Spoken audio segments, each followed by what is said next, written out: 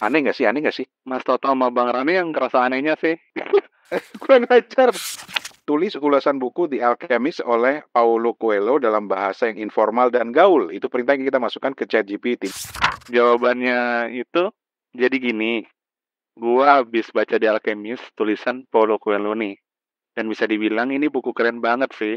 Nah, buku ini banyak menggunakan simbol dan metafora yang bikin pembaca merenungkan hidupnya sendiri.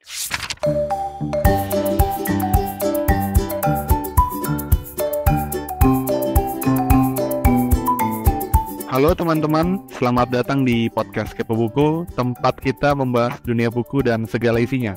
Gue Toto dan kali ini bareng gue seperti biasa Steven dan Rane. Kita bakal bahas topik yang kekinian dan menarik nih, yaitu tentang buku-buku yang ditulis dengan teknologi AI atau Artificial Intelligence. Banyak buku yang sudah ditulis dengan teknologi AI ini loh, dan kita akan bahas tentang kelebihan dan kekurangan dari buku yang ditulis dengan AI ini. Apakah buku ini dapat dianggap setara dengan karya sastra manusia? Stay tune untuk episode Kepo Buku kali ini.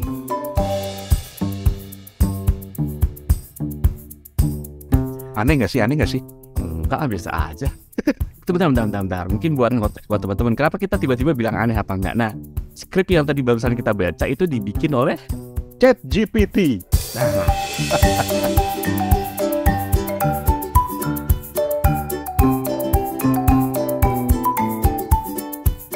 kita kan pengen kekinian ya Steven ya. Kayak bikin yuk.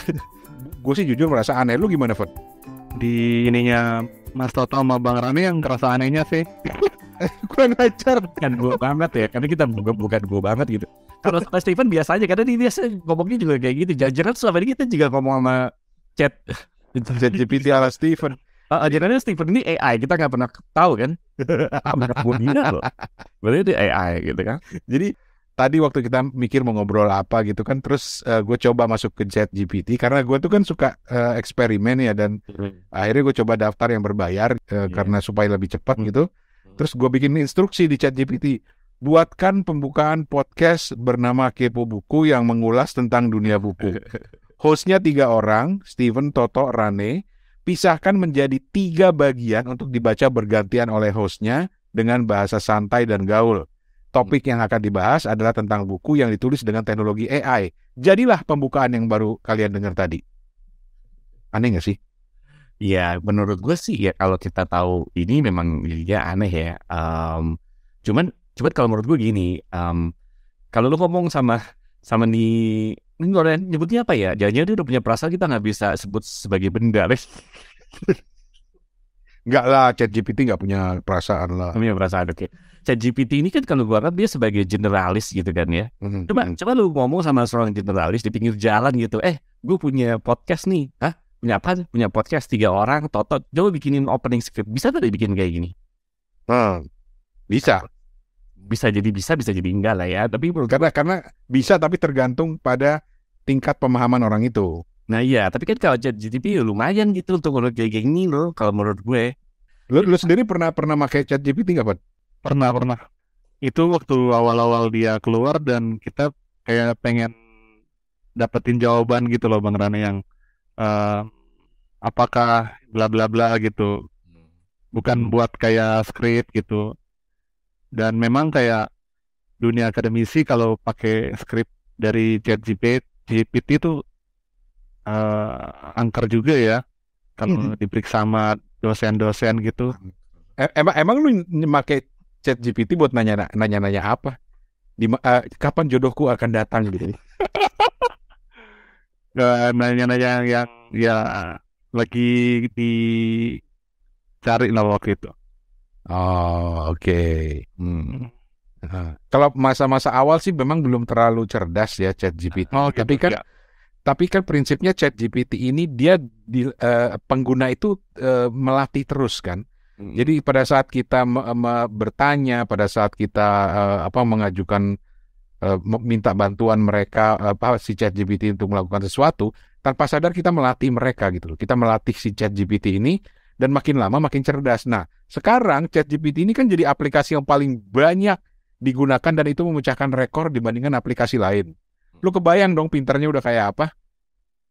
Iya, karena dia self learning ya, bisa emang dia dia memang ada teknologi namanya machine learning gitu kalau di kayak science gitu. Memang dia ya algoritma gitu. Memang keren sih. Semakin lu semakin pakai dia kan semakin tahu pola-pola yang bener atau enggak.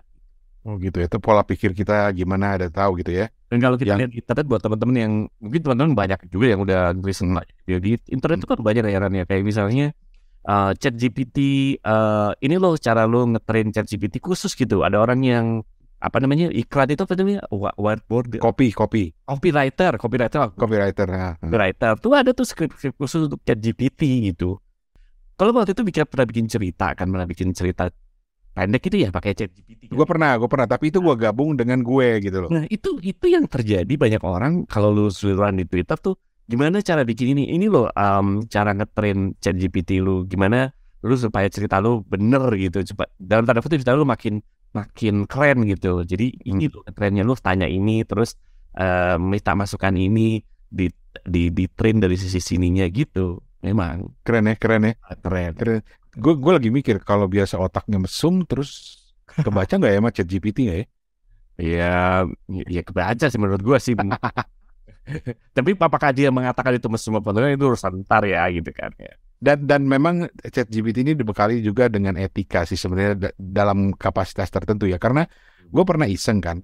Gue bilang tolong buatkan puisi bertemakan politik. Settingnya Indonesia tahun 2023 menjelang pemilu ketika banyak calon-calon sudah mulai bla bla bla bla bla. Dia bikinin tuh puisinya panjang. Walaupun gue sebagai seorang pencinta puisi, buat gue itu jelek gitu loh. Apalagi nggak usah dibandingkan sama Jokpin gitu. Dibandingkan dengan puisi gue yang standar aja nggak bagus gitu loh. Terus Oke. Terus gue bilang, tolong buatkan puisi sarkastis tentang Bapak Jokowi. Dia nggak mau loh, Fen. Oh ya? Dia bilang begini, saya tidak dilatih untuk menghina sesama manusia. Atau kurang lebih begitu loh ngomongnya gitu loh. Okay. Karena saya tidak punya preferensi politik. Kan gila. Kayaknya begitu ya.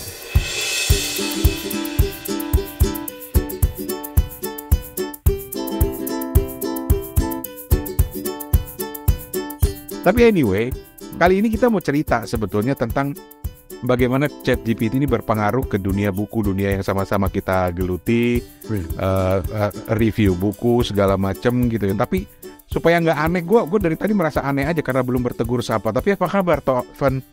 Fen, lu di Ambon gimana kabarnya, Fen? Ya baik, sehat. Dan ketika kita nggak rekaman, aku menemukan dan membaca beberapa buku bagus yang mungkin nggak bisa tersaingi lah sama ChatGPT. Buatan AI. Iya gitu, buatan AI. Buku apa penasaran aja. Salah satunya sebutin. Salah satunya Pada Sebuah Kapal, NHD ini. Oh, pada sebuah kapal. Oke. Kan kita minta cerita juga, tapi gue denger ada yang baru kena COVID. Baru selesai gue kena COVID. Toh, kemana aja lo baru kena? Ya tahu nih. Ada aja gitu orang pada kena sebelum gue kena. Lo belum pernah kena kan sebelumnya kan? Belum pernah. Makanya terus gue belum pernah kena. Terus orang udah ke laut gitu ya. COVID apaan sih mungkin udah lupa. Pas gue giliran kena jackpot. Aneh juga ya gue pikir. Akhirnya aku sudah tidak perawan lagi. Udah sembuh sekarang ya. Jadi udah gak nularin kita ya. Ya hal ketularan ya walau. Lu belum pernah ya, Van? Kena ya, Van? Ya belum. Jangan. Tenggorokan tuh juga COVID juga nggak sih, Bang? Kadang-kadang mungkin lu nggak sadar kali, jangan karena mungkin kalau gini lah, kayak temen gue tuh pernah ya zamannya COVID gila gitu ya, dia tuh gak kerasa kalau dia COVID tau gak lo? Pada saat makan, ya kok gue nggak berasa ya? Ya, terus dia tes gitu, anjir gue kena COVID ternyata ya. Gitu. Tapi oke, gue mau belokin lagi ke ChatGPT dikaitkan dengan penyakit, karena gue pernah beberapa minggu lalu itu. Lu tahu anyang-anyangan gak sih? Anyang-anyang tuh udah mau kencing gitu ya? Iya. Mau kencing. Di Ambon ada gak sih istilah itu di Ambon? Anyong-anyong. Gak tahu. Jadi anyang-anyangan tuh kayak lu bawaannya pengen kencing tapi gak kencing gitu loh.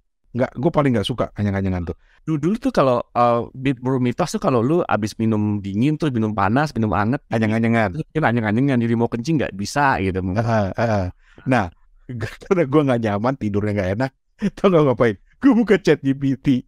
Lah?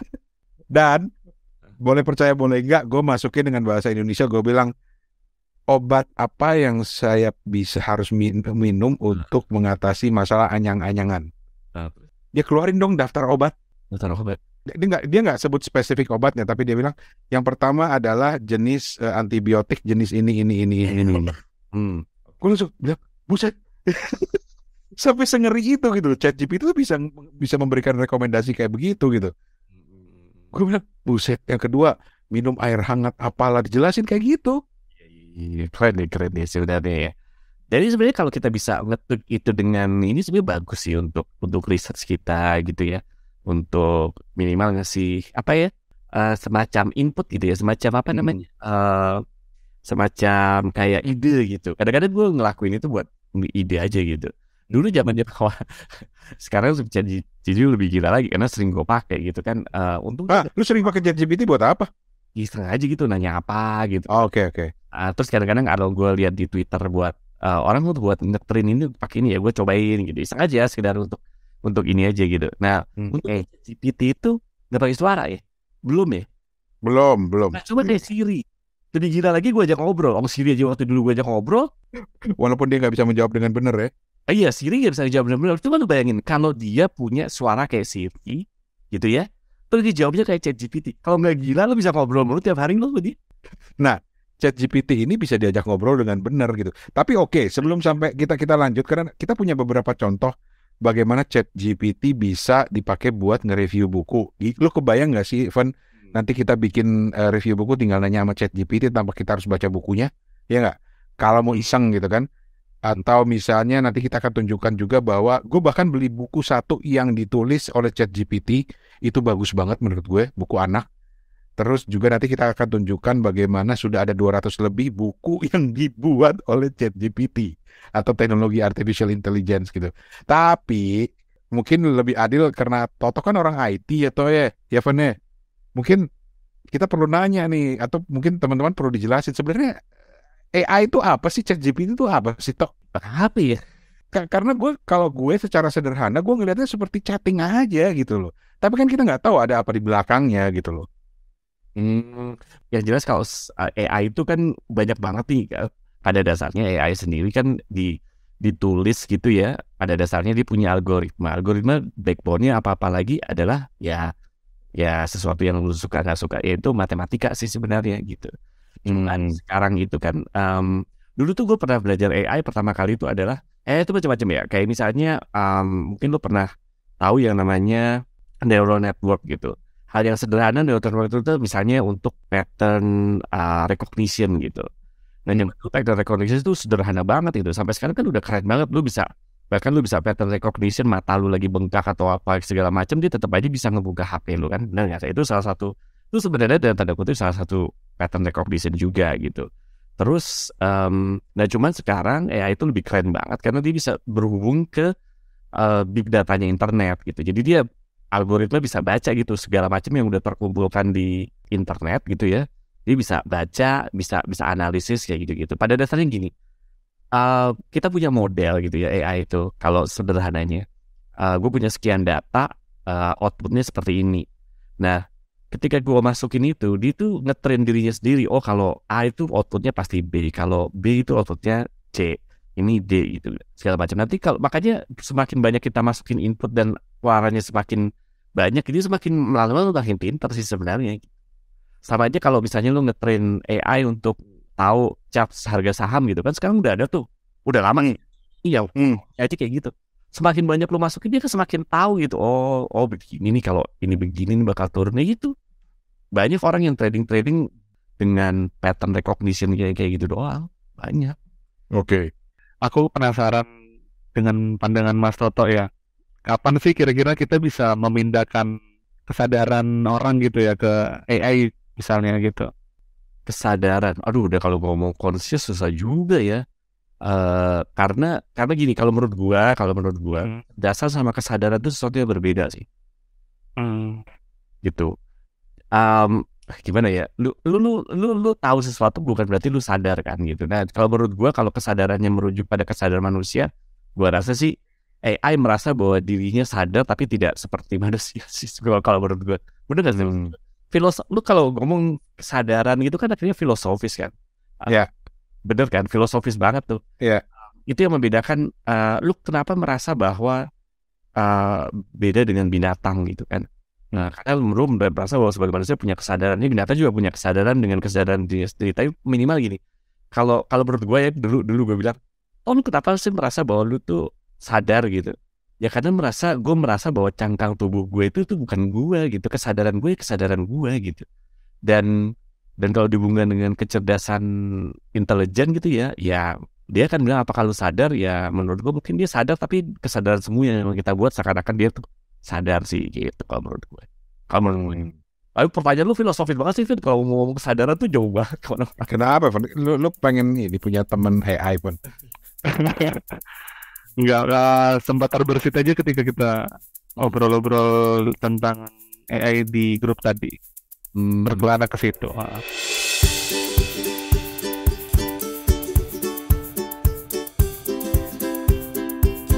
Oke.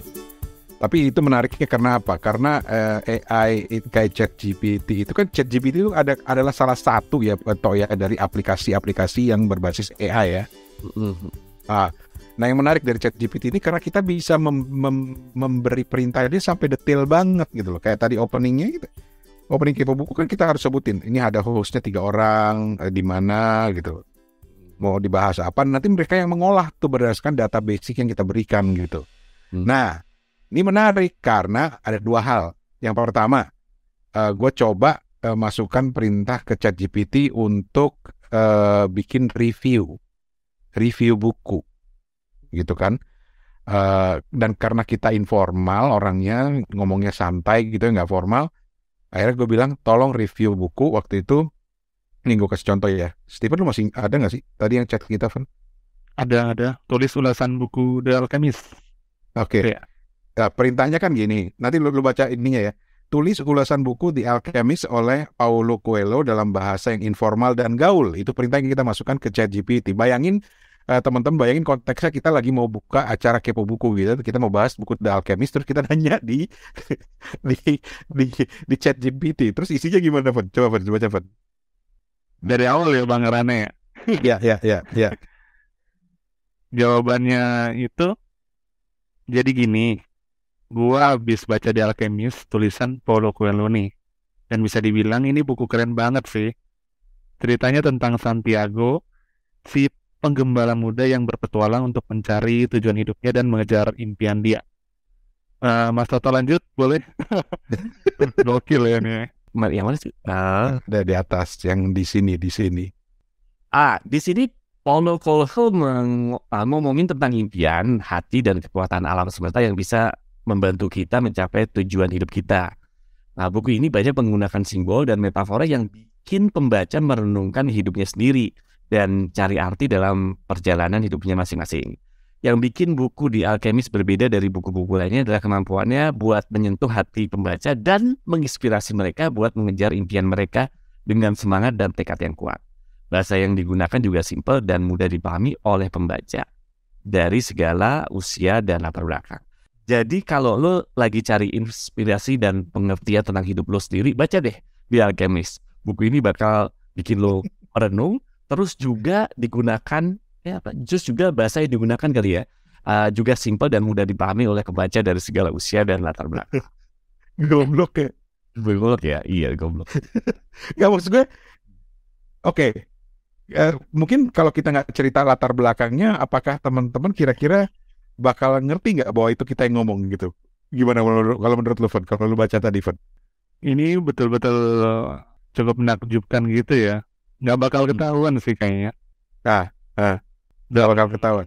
Lu udah pernah baca The Alchemist belum? Udah. Oke. Menurut lu akurat nggak reviewnya? Aku nggak bisa jawab, udah lupa. Udah lupa. Iya. Tapi ini banget loh, serius. Ini sebuah review yang aku kira bagus ya, dibikin kayak informal, dibikin kayak langsung straightforward, bahasanya bagus. Bahkan cara Toto ngebacain tadi ya, kalau Stephen mungkin udah terbiasa ya dia membaca naskah jadi santai. Tapi cara Toto ngebaca tadi itu udah beda dengan cara dia ngebaca waktu openingnya yang dibuat dengan ChatGPT juga gitu loh. Kelihatan bahwa lebih santai. Cuma buat gue esensi reviewnya masih kurang gitu loh. Dia lebih banyak ngomongin tentang buku ini nanti manfaatnya buat ini, tapi dia tidak bercerita tentang buku itu sendiri. Makanya gue coba masukin dong premis. Jadi gue tambahin. Jadi kalau lu nggak puas dengan jawaban dari ChatGPT, lu bisa bilang di situ, tambahin lagi dong, lengkapin lagi dong. Terus instruksi yang gue bilang adalah, pertama, tolong bahasanya jadi lebih gaul. Terus keluar dari tulisan yang kurang lebih sama. Tapi gini, jadi gini loh, gue itu baru aja gitu. Jadi ngomongnya langsung begitu gitu loh. Terus yang kedua gue bilang, gue minta dong premisnya apa. Nah, premis yang dia ceritakan dari buku itu kan, orang kalau review buku kan pengen tahu premisnya sebenarnya. Ini buku tentang apa, cerita tentang apa gitu ya. Nah, itu nggak bisa dijelasin. Dia cuma kembali cerita bahwa ini ada tokoh Santiago yang berpetualang, mencari makna hidup, kayak gitu. Buat gue itu bukan, premisnya itu nggak cukup menjelaskan gitu loh. Mungkin harus perlu dilatih lagi kali Tok untuk baca The Alchemist. Akhirnya kan misalnya gini ya, gue memang nggak ngetrain dia dari segi bahasa yang ini ya, bahasa yang gaulnya. Cuman gue tuh tadi sempat, nih kayaknya gue masih simpen nih. Oke deh, kalau yang tadi lu bikin itu kan masih general. Gue ngetrain dia gitu. Awalnya gue nggak ngomong bahasa gaul, tapi review buku Alchemist deh. Dia more or less gitu ya, sama dengan apa yang ditulis di chat kita gitu, apa yang lo dapetin gitu ya, tapi dengan bahasa gaul kalau di tempat lo kan. Nah akhirnya gue train lagi tuh, oke, kalau gitu gue tanya lagi dong, di Alchemist tapi tidak ada di buku-buku sejenis yang lain. Nah dia tuh ngeluarin lagi, oke, memang sepertinya kalau kata dia ya, karena bahasanya nggak bahasa yang informal ya, jadi gue petikin aja nih. Menurut dia ada beberapa hal di Alchemist ini tapi tidak ada di buku-buku sejenis yang lain. Misalnya konsep personal legend. Di Alchemist memiliki konsep unik tentang personal legend atau tujuan hidup yang diberikan oleh alam semesta kepada setiap individu, kata dia gitu. Kemudian di Alchemist ada gabungan unsur spiritual dan realitas, dia bilang gitu. Terus ketiga, karakter yang kuat mendalam. Walaupun keempat, gaya narasi yang unik. Dia ada detailnya gitu. Tapi kalau menurut gue, ini tetap umum juga. Lu bilang kayak gitu, mulai kayak gitu. Iya kan, tetap umum kan. Tapi menurut gue ya berusaha juga gitu. Dia tahu bahwa kita oh kira-kira ini mungkin. Nanti mungkin kita bisa ini lagi ya. Kenapa sih uniknya gitu, gaya narasi yang unik dari pokoknya mungkin gue bisa masukin itu lagi. Jadi lu akan lebih dapat dalam lagi gitu kalau menurut gue. Iya, jadi lu bisa tanya dengan lebih mendalam lagi terus-menerus. Dan tadi kan lu selalu bilang aneh nggak sih gitu kan, opening kita gitu kan ya, dari tadi juga tanya ke Steven juga, aneh nggak sih? Nah, gue tuh cenderung mengatakan gini, dia tuh kan kecerdasan buatan ya, cerdasannya tuh sebenarnya tergantung kecerdasan manusia di belakangnya juga, atau tergantung juga kecerdasan manusia ngetrainnya dia juga gitu, termasuk kita gitu. Kalau menurut gue gitu. Jadi setuju. Ya. Jadi kalau lu bilang lu bikin review tentang Alchemist gitu kan ya, lu bikin nih, terus lu bikin tulisannya.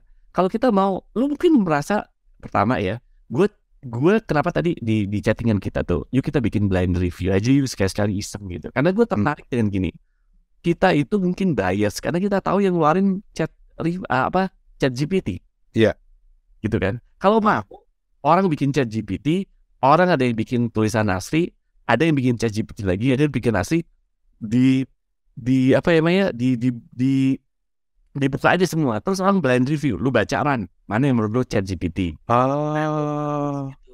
Gue terinspirasi itu karena inget gak ketika gue itu main-mainan, dan lu termasuk main-mainan juga, gue dapat dari lu yang itu loh kan, kita masukin foto, terus orang bikin karakter kita berdasarkan foto itu, terus salah satu komentar lu di Instagram atau di Twitter ya kalau nggak salah, lu bilang tapi nggak ada nyawanya.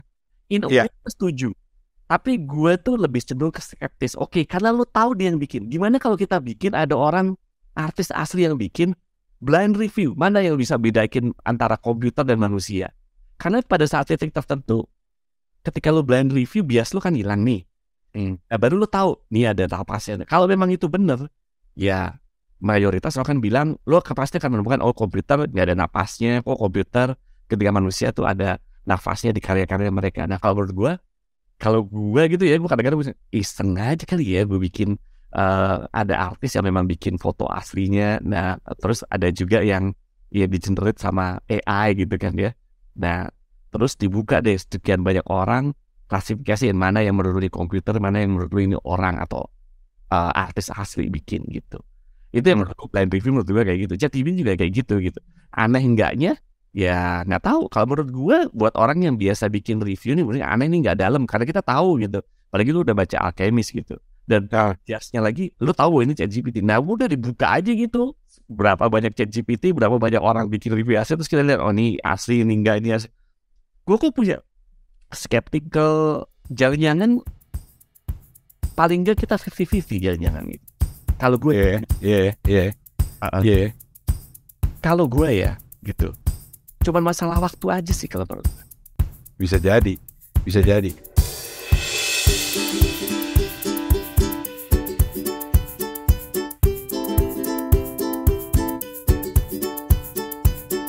Nih, abis ini gue mau cerita. Gue baru aja beli buku di Amazon yang ditulis oleh ChatGPT. Elah, bukunya simpel banget, cuma berapa halaman, cuma 22 halaman gitu loh. Kebanyakan gambar. Tapi ntar gue ceritain itu nanti. Tapi gue mau balikin ke Steven dulu nih. Mungkin gak sih kalau misalnya tiba-tiba sebuah koran gitu lah ya, kita anggap sebuah koran A gitu, jadi dia gak perlu hire pengetahuan lagi. Jadi dia bilang ke ChatGPT bikin satu kolom gitu ya, bakalan ke disrupsi banget ya seorang tenaga, dalam hal ini jurnalis kali. Karena kan tadi Toto bilang sebenarnya ChatGPT itu kan kuncinya adalah kembali ke intelijensia orangnya juga, bukan intelijensia artifisialnya aja. Jadi misalnya gue bilang, tolong buatkan saya review buku Paulo Coelho yang berjudul The Alchemist, titik. Dia akan tulis gitu kan. Tetapi kan sebenarnya kita bisa gali lebih dalam, karena Toto kan tadi nyontoin bagaimana dia gali lebih dalam lagi kan. Dia ajukan pertanyaan lagi yang lebih kritis, ajukan pertanyaan lagi, tanpa sadar sebetulnya kita melatih si ChatGPT ini untuk terus menggali jadi lebih dalam gitu nggak sih logikanya Toh? Kalau menurut gue logikanya begitu, karena pada dasarnya gini aja. Kalau gue sih mikirnya gini aja ya. Ya anggaplah lu berhadapan dengan seorang mahasiswa yang lu uji skripsinya gitu kan. Terus dia mereview tentang Paulo Coelho gitu kan.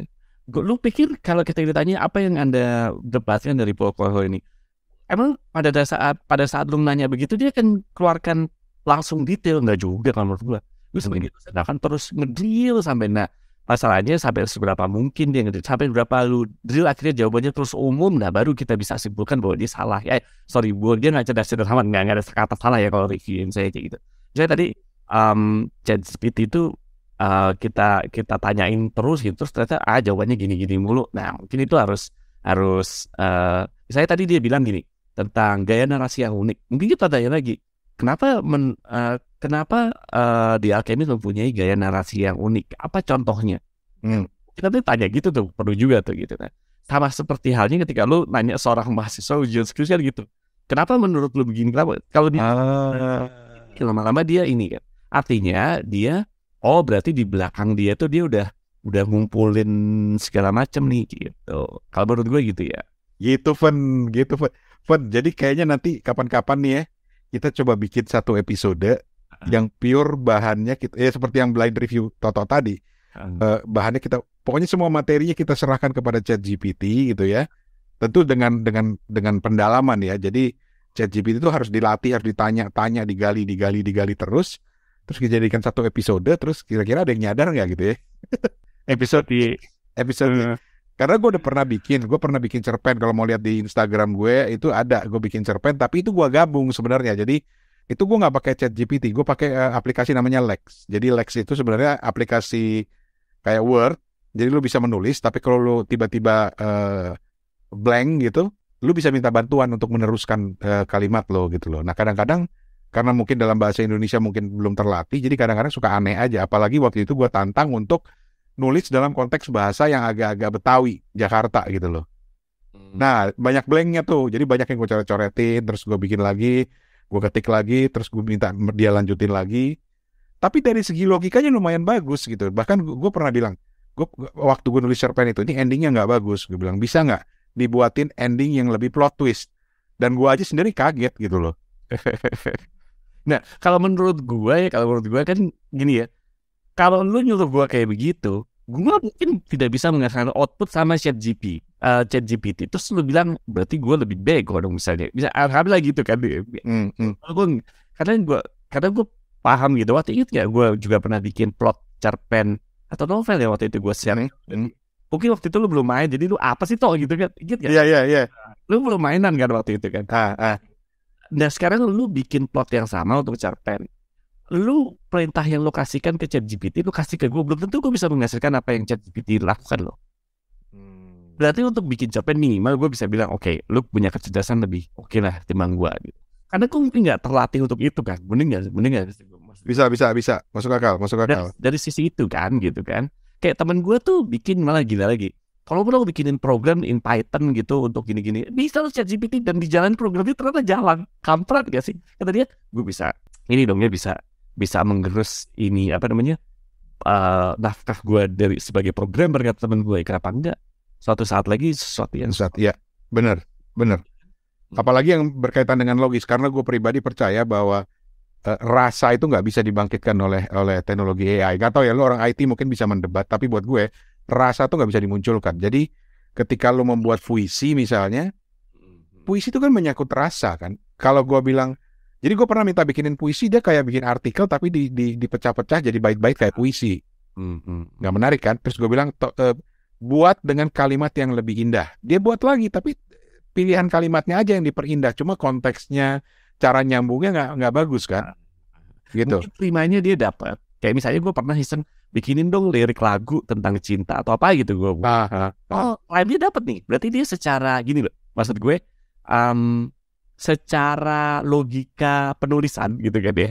Secara aturan lirik lagu dia udah memenuhi gitu. Tapi gue setuju sama lo. Rasa emang susah. Tapi lagi-lagi ya, kayaknya perlu di blind review lagi gitu. Kayaknya ya. Jadi kita perlu diam-diam. Kadang-kadang ketakutan gue adalah ini cuma masalah memang selamanya nggak bisa, atau cuma masalah waktu aja nih gitu. Nah.